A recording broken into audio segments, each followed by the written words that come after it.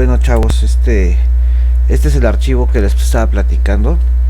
Este es el archivo que les voy a mandar para que podamos seguir con estos contenidos de la primera unidad. Vamos a hacer una ampliación del primer dibujo para explicarlo, porque bueno, esta pequeña parte del documento habla de la arquitectura interna del PLC. Y bueno, voy a hacer un acercamiento aquí para que lo podamos ver bien. Y con este programa hacemos el acercamiento. Ahí está. Díganme si lo ven. Ya se fue muy cerca, ¿verdad? ¿Ahí lo alcanzan a ver completo? Sí, sí. Sale y vale, déjenme quitar este letrerito de aquí para que no me esté estorbando. Y lo vamos a hacer grande. Bueno, muchachos, básicamente en este gráfico podemos entender lo que es la arquitectura general de un PLC. Son cinco partes, y podemos ver en la parte del centro la etapa más importante, que es la etapa del CPU, que es donde se encuentra el procesador y la memoria. Si somos observadores, podemos ver que hay 4 flechas que están alrededor del CPU, pero tienen diferentes direcciones. Hay una flecha que entra de lo que dice interfaces de entrada hacia el CPU. ¿Esto qué nos da a entender? Que este CPU necesita forzosamente información para poder trabajar.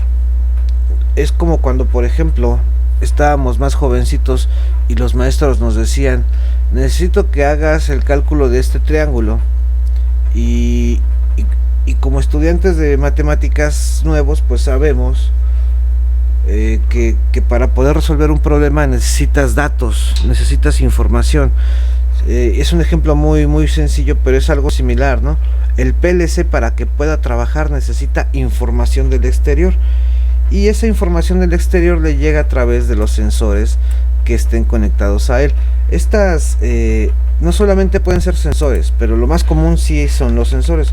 Pueden ser sensores de proximidad, pueden ser sensores de calor, pueden ser sensores de humedad. Cualquier tipo de sensor es el que está conectado en la parte de las entradas, para que estos sensores proporcionen información, para que proporcionen un cambio. Si ese cambio no se da, el sensor no actúa, no hace nada. Pero no solamente son sensores, también pueden ser botones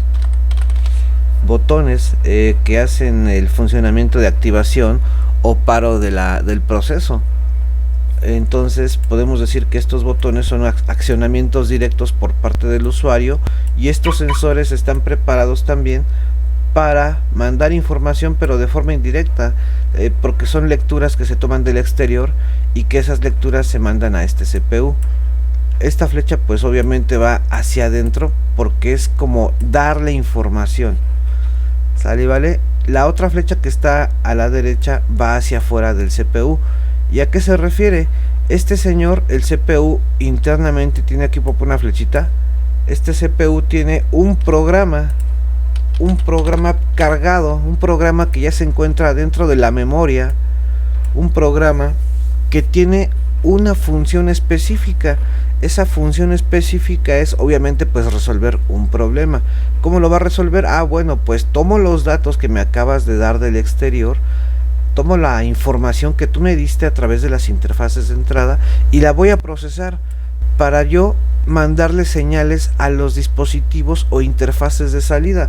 Los dispositivos de salida pueden ser motores para mover bandas transportadoras o elevadores, plumas de estacionamiento, todo lo que tenga que ver con movimiento, porque bueno, tienen que entender que el PLC trabaja con voltajes, y ese voltaje se manda a tarjetas de salida o interfaces de salida que están conectadas o controlando algún tipo de dispositivo mecánico.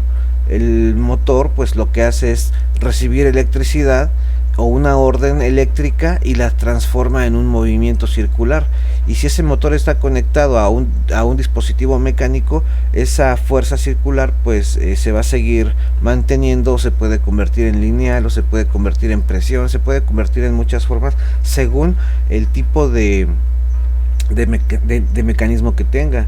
Pero no solamente pueden ser motores, también pueden ser luces, y cuando digo luces pueden ser lámparas que indiquen algún proceso que se esté llevando a cabo. pueden ser también elementos neumáticos, como por ejemplo los cilindros.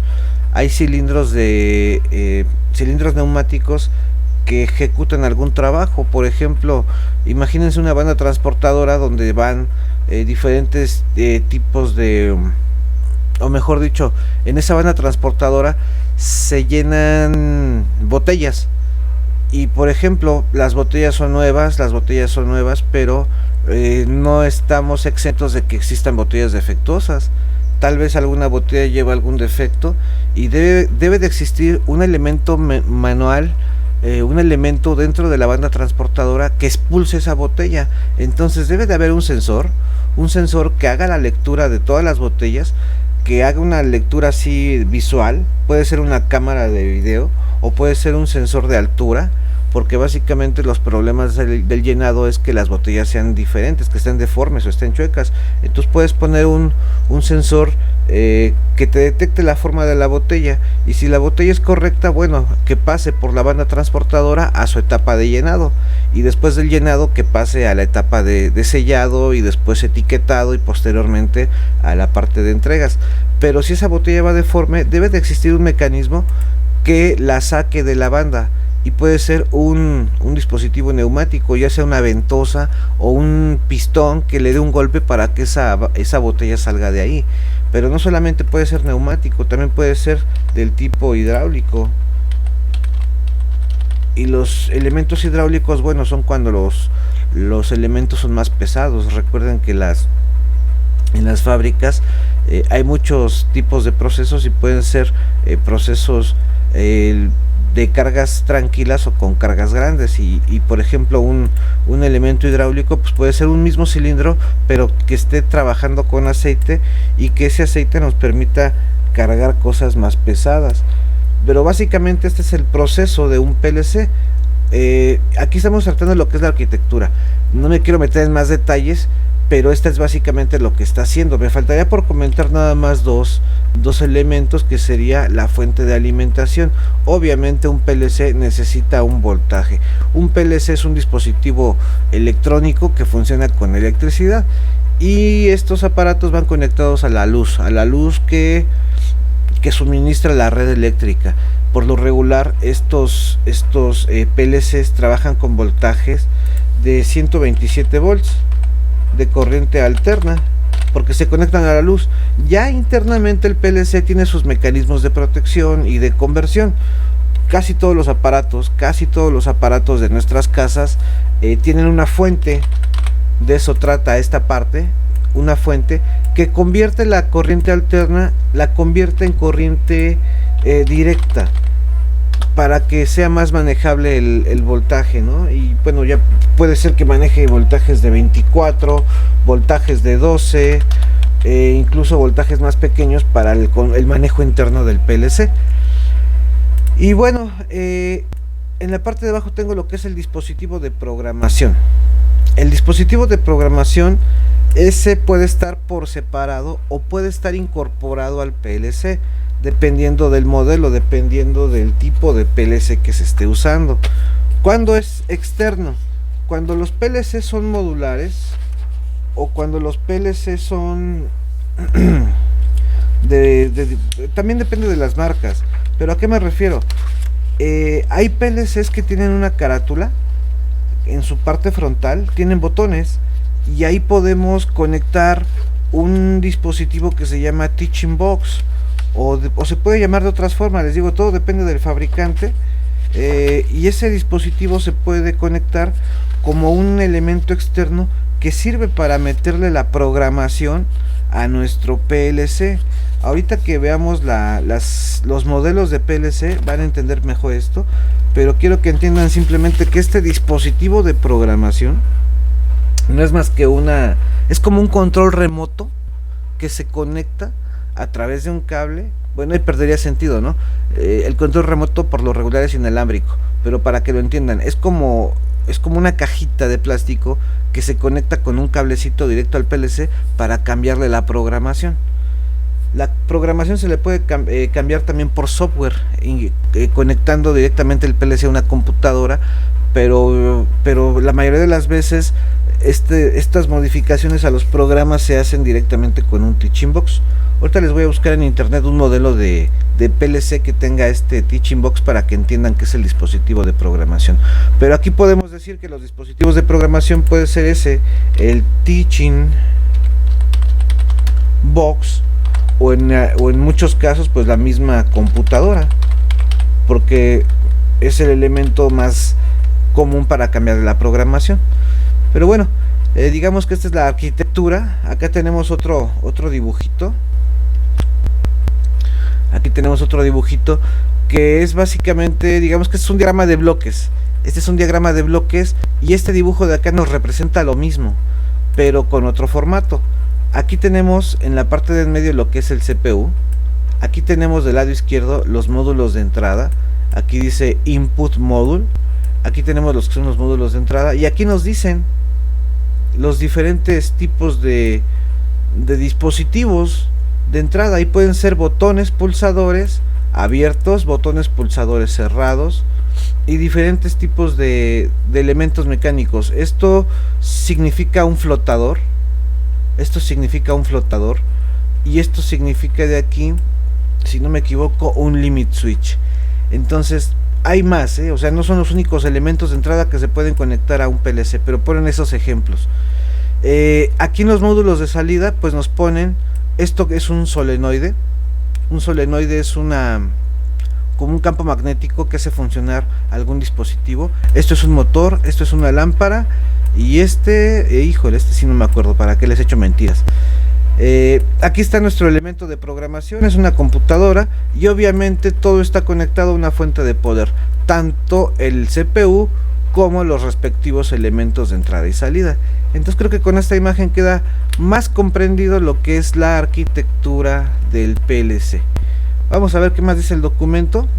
Este documento, pues, repito, es el que les voy a compartir. Se los voy a compartir en el Classroom para que lo puedan descargar.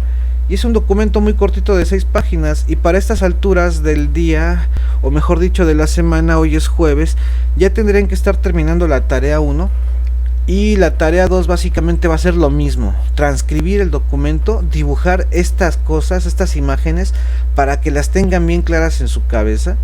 Y si encontráramos algunas secciones donde contestar, como por ejemplo esta, aquí tenemos que contestar. O sea, ya les expliqué en la clase anterior qué se hace con esas cuadrículas y básicamente es copiar todo y contestar todo. Pero bueno, perdón, aquí solo habría que leer una parte. Un control lógico programable, o sea, esto es un PLC, está constituido por un conjunto de tarjetas o circuitos impresos sobre los cuales están ubicados componentes electrónicos. El controlador programable tiene la estructura típica de muchos sistemas programables, como por ejemplo una microcomputadora. La estructura básica, esta es pregunta de examen, la estructura básica del hardware del controlador programable, propiamente dicho, está constituido por 5 elementos, muchachos, 5 elementos, empezando del superior. Fuente de alimentación, este es el que está en la parte del medio, CPU, módulos de entradas y salidas, estos son los que están a los extremos, módulos de memoria y la unidad de programación.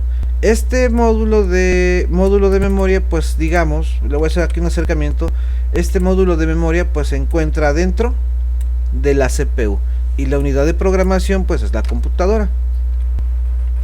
Y por acá abajo nos dan una explicación de lo que es la fuente de alimentación. Aquí está lo que les decía, que se usan diferentes voltios para el manejo interno del PLC.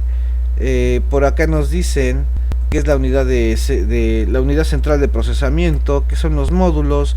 Leer todo esto ya sería repetitivo, ya sería un poquito como que otra vez, maestro, ya lo expliqué, ¿no? Entonces aquí se los dejo, pero se los muestro en este video para que lo lean y lo sepan contestar sus ejercicios, ¿no? En esta siguiente hoja lo que tienen que hacer ustedes es contestar cuál parte de un PLC consideras que es más importante y por qué.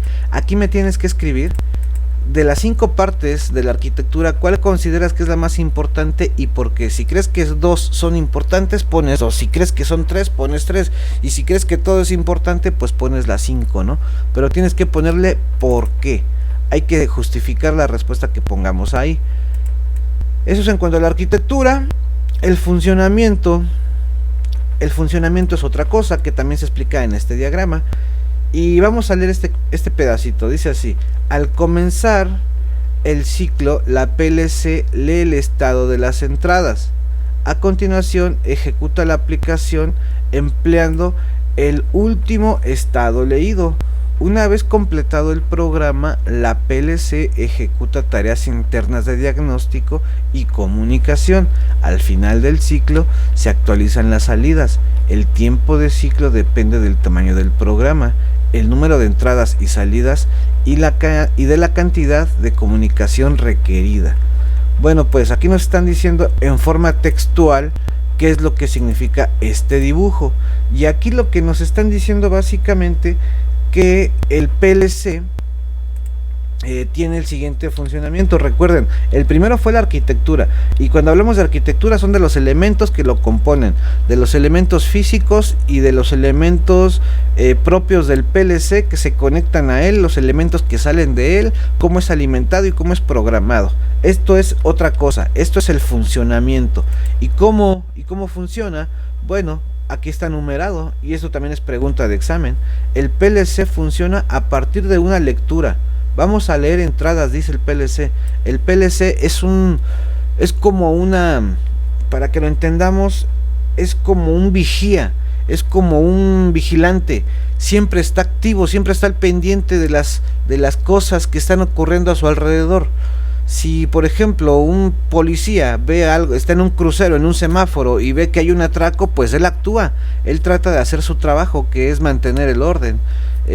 Si ve un supervisor de una fábrica, una persona, hablo de un humano, si un supervisor ve que algo está ocurriendo en la línea de producción, pues él como supervisor tiene que dar la solución, pero para que él haga su trabajo tiene que leer las entradas o ver las situaciones. En el caso del PLC, pues bueno, estas entradas son a partir de los módulos de entrada. Los módulos de entrada siempre están monitoreados, las entradas siempre están monitoreadas, y esas entradas me van a dar la información necesaria para que el PLC ejecute un programa,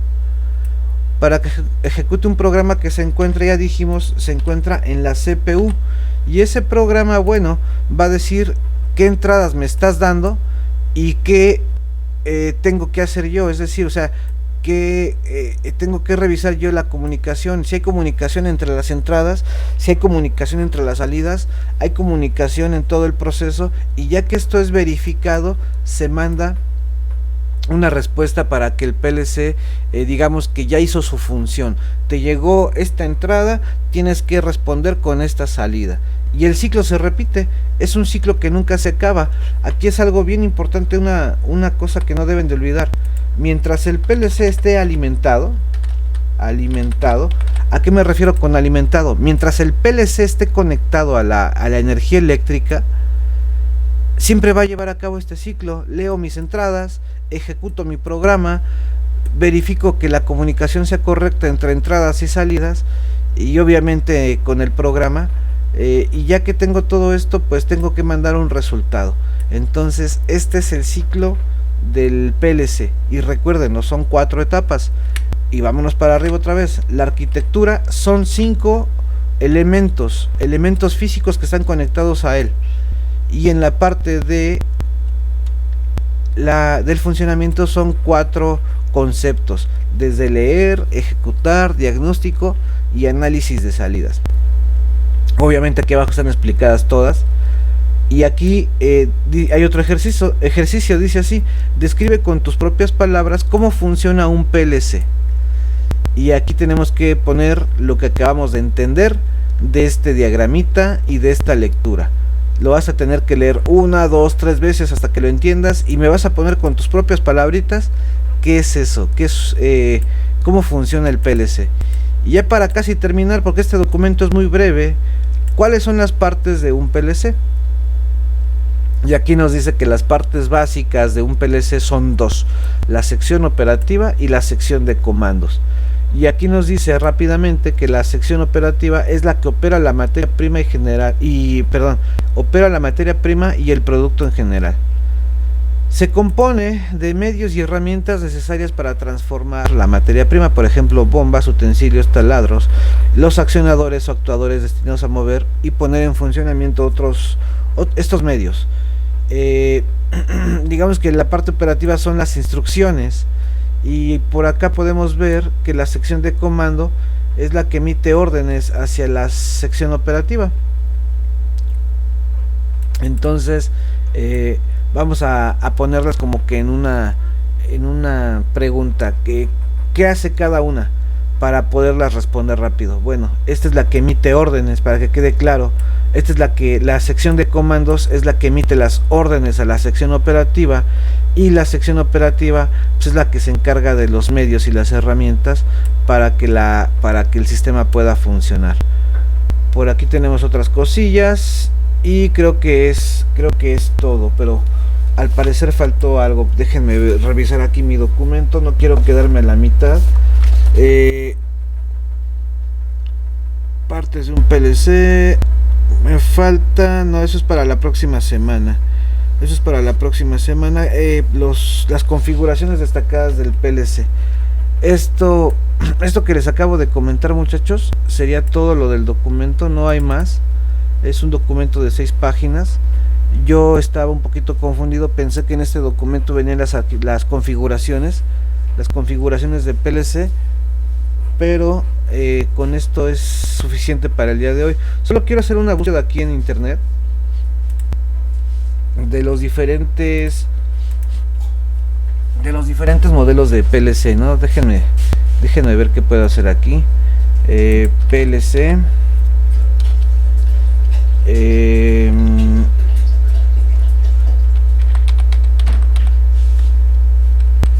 Teaching Box. Eso es lo que les quería mostrar hace ratito. Miren, este aparatito que parece una calculadora es el que les comentaba que se puede usar para programar al PLC. No es una computadora, pero es un módulo de programación mediante estos botoncitos. Aquí hay otro, miren. Aquí hay otro. Lo voy a hacer más grande. Mediante estos botones puedo yo reprogramar el PLC si ya se encuentra instalado dentro de una fábrica, ¿no? Si el PLC es nuevo, lo puedo programar en un escritorio, lo puedo programar en una oficina y lo puedo tener ahí haciéndole pruebas. Pero cuando el PLC ya fue implementado dentro de un proceso, pues es más fácil llevar este aparato para cambiarle la programación. Y este aparatito pues es desconectable. Si aquí lo ven, tiene un conector que va directo al PLC para que yo lo pueda programar sin necesidad de desconectarlo. Porque imagínense, un PLC lo puedo conectar en un escritorio haciéndole pruebas y ver cómo funciona hasta que el programa quede, y cuando el programa ya quedó listo lo llevo al proceso industrial, lo llevo a la planta donde lo voy a poner a funcionar. Pero imagínense que el proceso cambia, entonces sería más fácil programarlo en el lugar donde ya está instalado que desconectar todo y llevarlo de nuevo a la oficina para poderlo ahí reconfigurar. Entonces para eso es el aparatito el Teaching Box, y hay de muchos formatos, o sea, hay de muchos formatos para que no haya ahí confusiones, ¿no? O sea, aquí hay otro modelo. Este se parece a alguno que yo... mira, pues es marca OnROM. Yo llegué a utilizar alguno como este. Si te das cuenta, tiene números, tiene instrucciones, tiene diferentes cosas que te permiten hacer una programación ahí real del dispositivo, ¿no? Entonces, muchachos, creo que ya sería todo.